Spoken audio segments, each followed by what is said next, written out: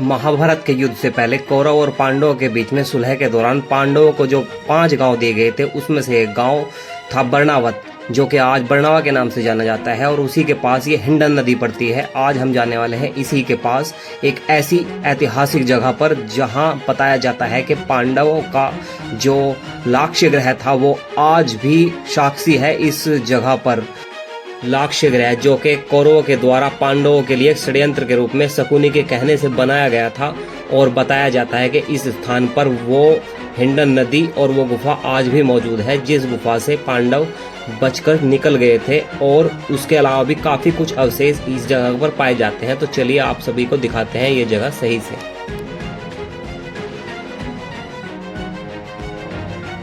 Hello दोस्तों, मैं आपका दोस्त गुरु सैनी और इस समय मौजूद हूँ बागपत जिले के बर्नावा गांव में, जो कि महाभारत कालीन है। आप शायद जानते होंगे कि महाभारत में जिस समय कौरव और पांडवों के बीच महाभारत युद्ध छिड़ने वाला था तो उससे कुछ पहले ही उनमें सुलह हो गई थी और सुलह के बाद पांडवों को 5 गांव दिए गए थे और सुलह में 5 गांव देने के बाद उन्हें काफी संतुष्टि महसूस हुई थी और वो युद्ध की रणनीति छोड़कर अपना एकांत में रहने के लिए चले गए थे। लेकिन कौरवों को उस समय वो चीज भी रास नहीं आई थी और उन्होंने एक षड्यंत्र रचा था। वो षड्यंत्र क्या था? वो षड्यंत्र ये था कि एक लाख का महल बनाया गया था जो कि पांडवों के लिए एक षड्यंत्र के रूप में रखा गया था और उन्हें बताया गया था कि आपको आना है और इसमें रहना। मैं इस समय उसी स्थान पर मौजूद हूँ। ये एक काफी, ये मानिए कि तकरीबन 100 फुट ऊंचा टीला है और उस समय मेले के रूप में इस्तेमाल किया जाता था। तो इसी जगह पर वो लाख का महल बनाकर पांडवों के लिए षड्यंत्र रचा गया था कि क्योंकि आप जानते हो लाख में बहुत जल्दी आग लग जाती है, वो बहुत जल्दी आग पकड़ लेता है जो लाख का मटेरियल होता है। तो उस समय लाख का महल बना करके पांडवों को कहा गया था कि आप यहाँ आओ और इसमें रहो। तो ऐसा कुछ जो महाभारत में आप देख रहे होंगे, सुनने में आता है, देखने में आता है, वही ये स्थान है। और उसके बाद पांडवों ने उस महल से मतलब महल में जाकर रहने की जो अपनी योजना रखी, उसके बाद क्योंकि विदुर जो थे वो बहुत समझदार थे, विदुर ने महल के निर्माण के दौरान ही उस खतरे को भांप लिया था और हिंडन नदी से महल के सैन्य कक्ष तक एक गुफा का निर्माण करा दिया था, जिससे कि विपत्ति में इस गुफा का इस्तेमाल करके पांडव अपनी जान बचा सके। और पांडवों को एक पहेली के रूप में बता भी दिया था कि जब वनों में आग लगती है तो चूहा अपनी जान कैसे बचाता है। तो दोस्तों ये कुछ है अभी भी जो अब मैं जाने वाला हूँ उस गुफा के पास और दिखाने वाला हूँ आपको बहुत ही करीब से वो गुफा और हिंडन नदी, जिस रास्ते पांडव अपनी माता को लेकर लाक्ष्य ग्रह से बच निकले थे। तो चलिए बने रहिए वीडियो में। अब मैं चाह रहा हूँ उस जगह पर जहां पर यह गुफा निकलती थी और जहां से पांडव गुफा के मतलब महल के बाहर निकलने के बाद गुफा से बाहर निकलकर नदी के रास्ते नाव में बैठकर यहां से निकल गए थे, बच गए थे उसमें। और उस महल के अंदर जो भी जले थे वो वहां के सैनिक थे, जिन्हें कौरवों ने यह समझ लिया था कि पांडव जलकर मर गए। तो अभी आप देख रहे होंगे मेरे पीछे, ये सब वही स्थान है, काफी दूर तक फैला हुआ स्थान है और बिल्कुल मतलब अभी यहाँ एक अजीब सा भय का माहौल रहता है क्योंकि एकदम वन है, यहाँ जंगल है। और उस समय यहाँ इस टीले पर कभी मेला लगता था और उसी जगह पर षड्यंत्र के तहत ये महल बनाया गया था, जो कि मैं बता चुका हूँ आपको, ये लाख का महल था। और मेरे पीछे भी आप देख सकते हैं ये सब। उधर जो दूर बस्ती है, वो जो बस्ती है वो अभी की बस्ती है, काफी नीचे के हिस्से में बसी हुई है। और ये ऊंचे हिस्से पे जो ये चीज है ये आप देख रहे हो, मैं आपको वो गुफा दिखाने वाला हूँ। गुफा का जो ऊपर वाला हिस्सा है जहां मैं अभी आपको दिखा रहा था, वहां तो क्योंकि समय काफी हो गया है, 5,500 साल पहले की ये बात है, समय ज्यादा हो जाने की वजह से वो ऊपर वाला जो हिस्सा है वो तो जगह बंद हो गई है, जो गुफा का ऊपर वाला मुंह था। क्योंकि महल जलने के बाद वहां कुछ ऐसा खास नहीं रहा।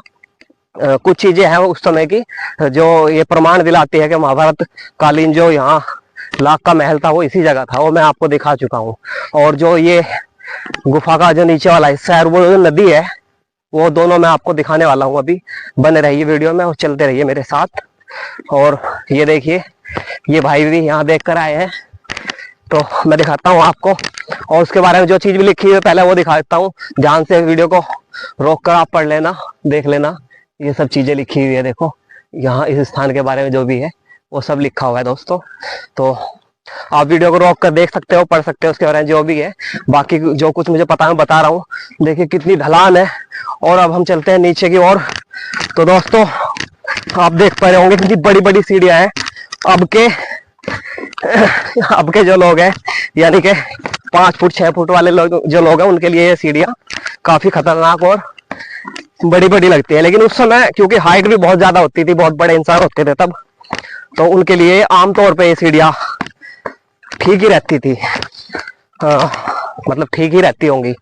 तो दोस्तों ये वो स्थान है और अब हम लगभग पहुंच ही चुके हैं उस गुफा के पास। तो यहाँ ये मैं भी आपको दिखाता हूँ। ये वो गुफा है दोस्तों, ये वो गुफा है और ये वो जगह है। यहाँ से हम अभी ऊपर से चढ़ गए हैं और गुफा का जो सिरा है ये है। महल के अंदर से जो गुफा का रास्ता था वो यहाँ निकलता था, आप देख सकते होंगे यहाँ निकलता था। और इसी की तरह दिखने वाली दूसरी गुफा ये है।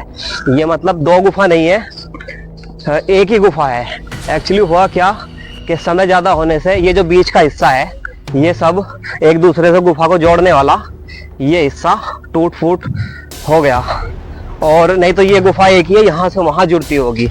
और उस समय जो ऊपर का हिस्सा था वो नष्ट हो गया और गुफा जो है वो बीच में से हम दोनों हिस्से देख पा रहे होंगे। अभी ये देखो दोनों हिस्से देख पा रहे हैं और उधर है वो नदी। तो दोस्तों वो भी दिखाएंगे आपको। पहले गुफा का कुछ हिस्सा दिखा देते हैं। आप इसका स्ट्रक्चर देख सकते हैं। ये बाहर कुछ चीज़ें मजबूती के लिए बाद में लगाई हुई है और कुछ चीज़ें पहली ही हैं। तो ये जो मेन गुफा है आप देख सकते हैं वो ये गुफा है।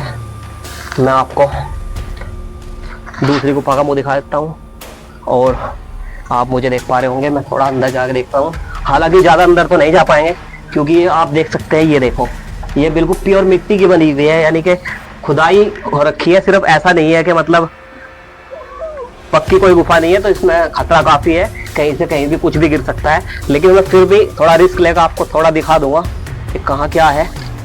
तो चलिए चलते हैं। ये देखिए दोस्तों, शायद किसी ब्लॉग में आपको किसी ने इतने अंदर तक ये गुफा दिखाई होगी। मैं दिखा रहा हूँ। इससे आगे मैं इसलिए नहीं दिखाऊंगा क्योंकि मेरे पास रोशनी की कोई सुविधा नहीं है और यहाँ गर्मी भी काफ़ी है और ख़तरा भी काफ़ी है, सांप भी हो सकता है यहाँ। तो मैं चाहूँगा कि यहाँ से ऐसे ही बाहर निकल लिया जाए और दूसरी गुफा का भी कुछ हिस्सा मैं आपको दिखाऊंगा।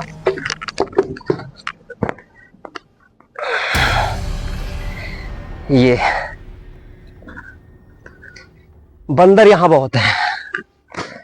तो दोस्तों गुफा का जो दूसरा हिस्सा है ये किसी समय में एक ही साथ जुड़ती होंगी ये गुफा, और बीच में टूटने की वजह से यहाँ इन दोनों के एक अलग अलग छोर बना दिया गया। तो इसका भी मैं थोड़ा सा हिस्सा आपको दिखा देता हूँ। ये देखिए ये वो गुफा है जिससे पांडव अपनी माता को लेकर बाहर निकले होंगे। और क्योंकि अभी तो बहुत छोटी थी ये गुफा, आपने देखा उस समय काफी बड़ा इनका मतलब साइज था, क्योंकि मिट्टी गिरने की वजह से गुफा काफी बंद हो गई है। काफी हाइट होती थी उस समय।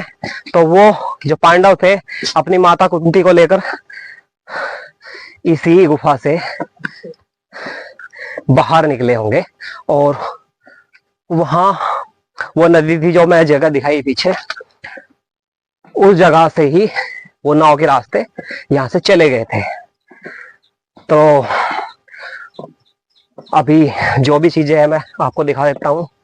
यहाँ वहां दूर आप जो देख पा रहे हैं वही वो नदी है। उस समय काफी पानी इसके अंदर होता होगा और नाव चलती होगी।